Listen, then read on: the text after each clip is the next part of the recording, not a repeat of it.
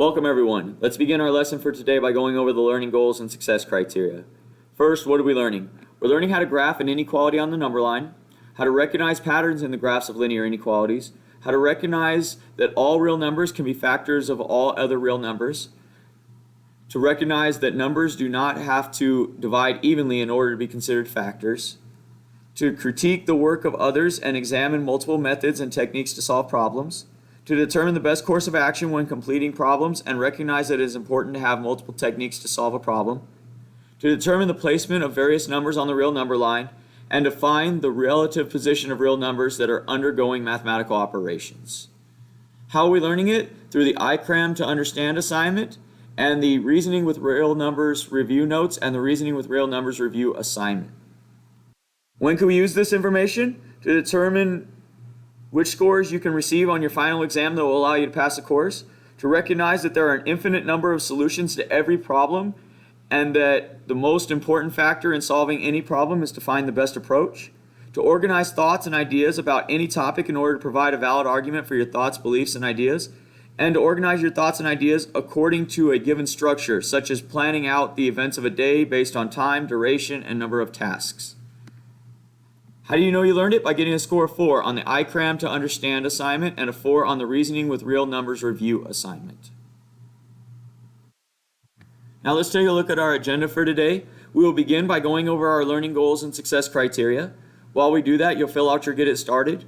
Once you've completed your Get It Started, we'll go over it together and answer any questions that you may have. After that, I'll give you time to complete the I Cram to Understand assignment on Desmos. Once you've completed the assignment, we'll go over it together and answer any questions that you may have. As we get towards the end of class, we'll go over the homework assignment for today, which is the Reasoning with Real Numbers review assignment. At the end of class, we'll go back over our learning goals and success criteria while you fill out your Before You Go. Your homework for tonight is to complete the Reasoning with Real Numbers review and any incomplete assignments that you may have. Let's talk now about how to sign in to Desmos to complete your work.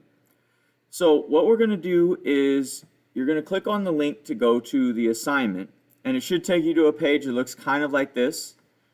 And right here where it says sign in with Google, we're going to click there. And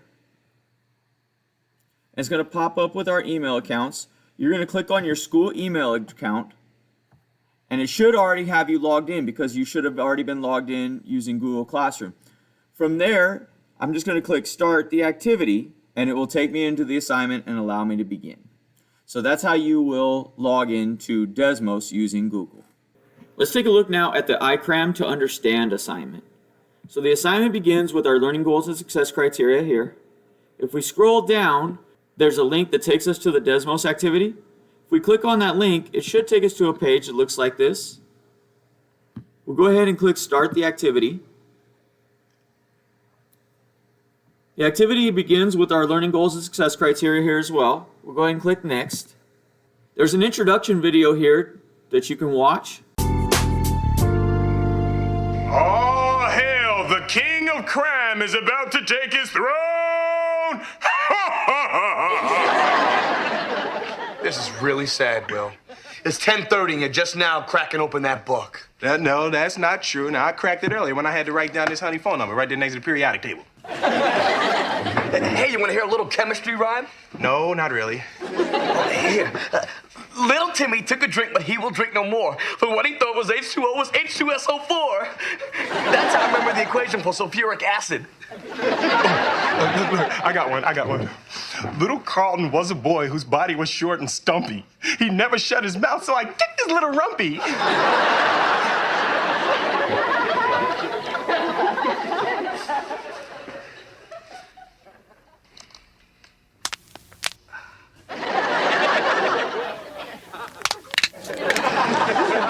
Are you quite finished?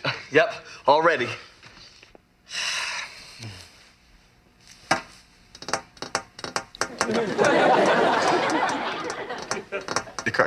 That's really annoying. Sorry, nervous habit.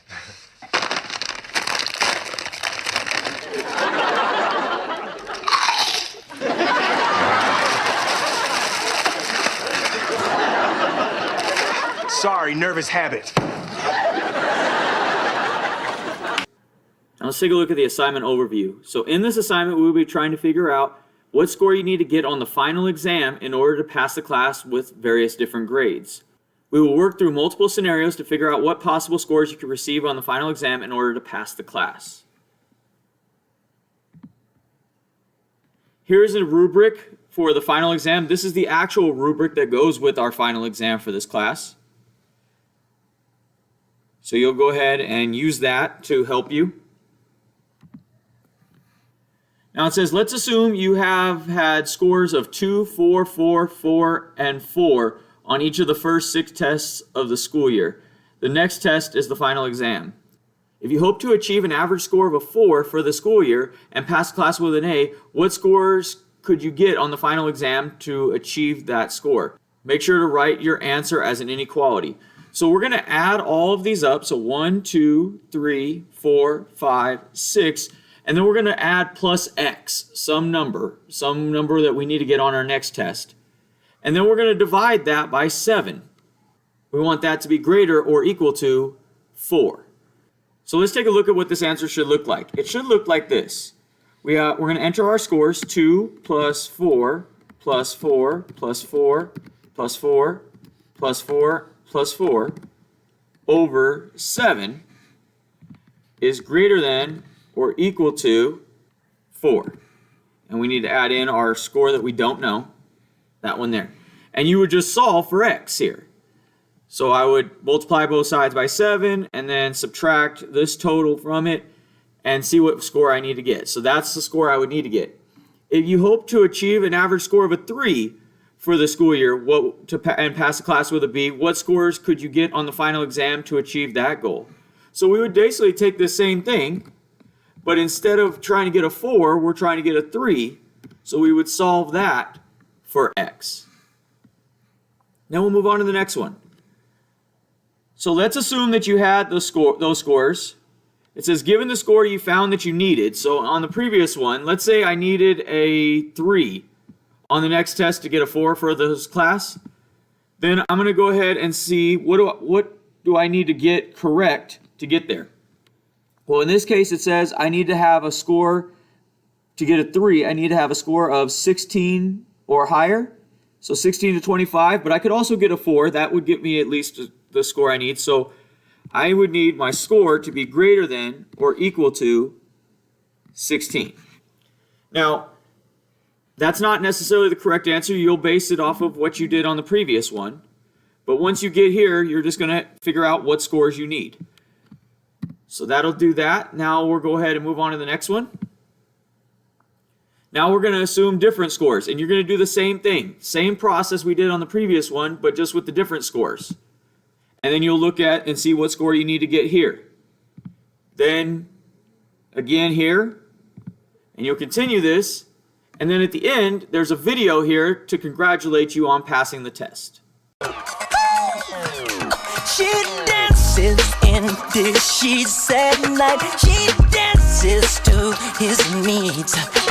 She dances till he feels just right until he falls asleep. She dances at the crack of dawn and quickly cooks his food. She can't be late, can't take too long. The kids must get to school. Stay to the rhythm. Stay to the rhythm. Stay to the rhythm. Stay to the rhythm. Stay to the rhythm. Stay to the rhythm.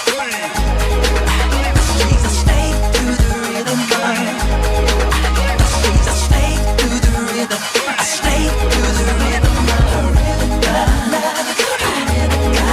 She dances for the man at work who works overtime.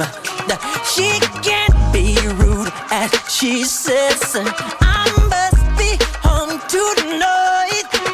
Leading off for your Houston Astros, the second baseman, number 27, Jose Altuve. Once you're done with this, you'll go back to your Google form, click Next, and this will send you to your Before You Go. Once you complete your Before You Go, you can submit your assignment on Google Classroom.